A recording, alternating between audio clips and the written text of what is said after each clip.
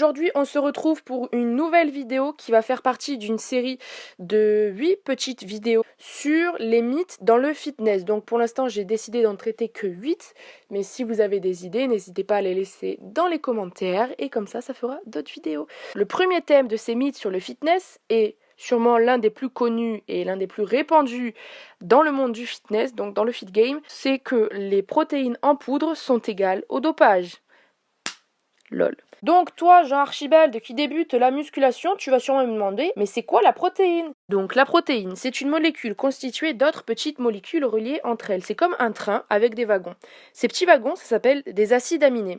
Il y a 20 acides aminés différents. L'ordre des acides aminés va influencer le fonctionnement de la protéine. Comme dans un mot, le mot naturel est formé avec les mêmes lettres que le mot Renault, et pourtant ça n'a pas du tout la même signification. Naturel?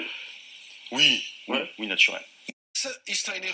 Le corps ne sait pas former tous les acides aminés. Il y en a 8 qui sont essentiels.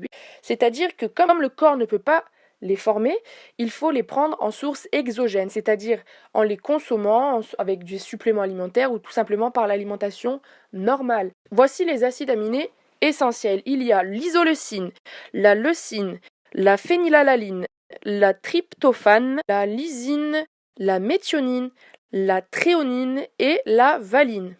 Donc maintenant, nous allons voir à quoi ça sert un acide aminé et les protéines en général. Donc, les protéines ont plusieurs rôles. Elles ont un rôle structural, comme la kératine qui constitue les cheveux. Un rôle enzymatique, comme l'ADN polymérase qui recopie l'ADN. Un rôle hormonal, comme l'insuline qui régule la glycémie. Un rôle moteur, comme la myosine qui transporte des molécules dans la cellule. Donc, les acides aminés et donc par extension les protéines permettent le renouvellement des tissus musculaires, des ongles, de la peau et des cheveux. Donc, nous allons maintenant voir où trouvons-nous des acides aminés. Où est-ce que ça se trouve un acide aminé? Alors, on le trouve dans les sources animales, donc comme dans le fromage, le lait, la viande, le poisson ou les œufs.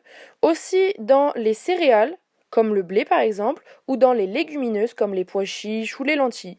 La différence entre les sources animales ou végétales est que la source végétale devra être assemblée. C'est-à-dire qu'il faudra assembler des céréales, par exemple, avec des légumineuses. Il faudra manger du blé avec des pois chiches pour avoir une protéine complète. Alors que dans la viande, comme c'est directement du tissu musculaire, la protéine est déjà complète.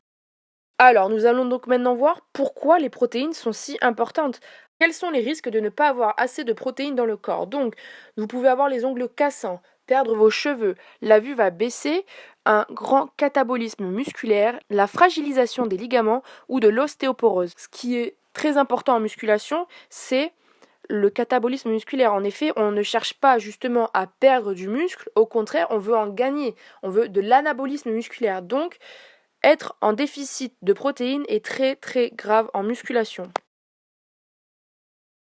Alors, la protéine en poudre, déjà, il faut la différencier. Il y a de la protéine en poudre de type animal ou végétal. Les whey protéines sont formées du petit lait déshydraté. Donc, ce petit lait déshydraté est le liquide qui reste après la coagulation du lait pendant la fabrication du fromage.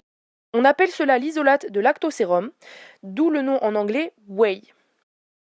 Il y a aussi les protéines végétales qui sont quant à elles formées d'un mélange de protéines bio. Par exemple, la protéine végétale de chez Prozis est composée d'une protéine de pois bio, protéines de graines de chia, de protéines de riz bio, de protéines de chanvre bio. Évidemment, il faut faire un mélange de protéines pour avoir une protéine complète comparément à la protéine animal qui vient de l'isolate de lactosérum. Donc ces protéines végétales conviennent aux personnes qui ont des intolérances au lactose et aussi aux personnes végétariennes et véganes comparément aux whey protéines.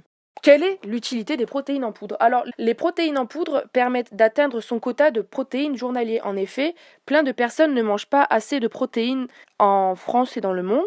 D'où le catabolisme musculaire qu'il peut y avoir, ou une mauvaise récupération, ou des problèmes de santé généraux. Les protéines en poudre ont aussi la qualité d'avoir une assimilation rapide, comparément à manger par exemple un bout de viande. D'autre part, les protéines en poudre sont faciles pour le petit déjeuner ou en collation. Personnellement, ça me dérange pas du tout de manger des œufs ou du jambon le matin, mais je sais que certaines personnes ont besoin de leur manger leur bol de trésor au chocolat au lait avec un grand bol de lait et un gros verre de jus d'orange et sont extrêmement dégoûtés par le fait de juste entendre qu'on peut manger des œufs au petit déjeuner. De même, en collation, manger un sandwich au jambon, Certaines personnes ne pourraient pas et préfèrent taper dans le paquet de cookies granola, ça tu connais, hein. Mais donc, au final, est-ce que les protéines en poudre, c'est du dopage? Donc, je vais lire la définition du dopage avec vous. Le dopage est le recours à des moyens artificiels dans l'objectif d'améliorer vos performances physiques ou intellectuelles. En compétition, cette pratique est illégale puisqu'elle avantage l'utilisateur par rapport aux autres sportifs. Mais ce n'est pas l'unique raison, le dopage nuit gravement à votre santé. Les produits dopants sont composés de substances médicamenteuses dont l'usage initial à portée thérapeutique a été détourné par le monde du sport. Donc, on est en train de me dire que les protéines en poudre, c'est du dopage. Or, les protéines en poudre, ce n'est pas quelque chose d'artificiel, car comme on l'a vu, c'est du petit lait tiré de la fabrication du fromage. Donc, c'est aussi dans le but d'améliorer des performances physiques ou intellectuelles. Donc, par ce principe, par exemple, manger du poisson car c'est bon pour la mémoire, ça va stimuler votre mémoire, c'est donc du dopage. Eh ben oui, celui qui me dit ça, clairement, il est vraiment débile. Enfin, là, il n'y a aucun sens. Les mamans qui donnent à leur bébé du lait en poudre, elles sont en train de doper leur fils, c'est pas possible. Elles lui donnent du lait déshydraté, exactement comme la whey protein, pour sa croissance. Et les gens pensent que ça, c'est pas du dopage, mais par contre, si c'est un adulte, c'est du dopage. Les produits dopants sont les suivants, donc il y a les stéroïdes anabolisants, les stimulants ou encore mieux, l'hormone de croissance, aussi appelée la GH. Donc pour ceux que ça intéresse, vous pouvez faire un arrêt sur image de la photo présente pour pouvoir lire la différence entre le dopage et les suppléments alimentaires et vous verrez que les protéines en poudre ne sont absolument pas du dopage. Alors si vous voulez en savoir plus, n'hésitez pas à aller voir la chaîne de From Human to God.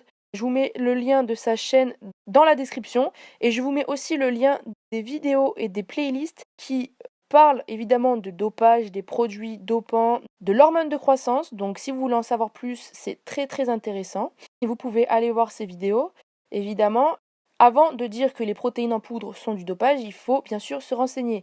Avant de dire quoi que ce soit, il faut se renseigner. Donc maintenant que vous êtes renseigné, vous arrêterez peut-être, pour les personnes concernées, de dire que les protéines en poudre sont du dopage.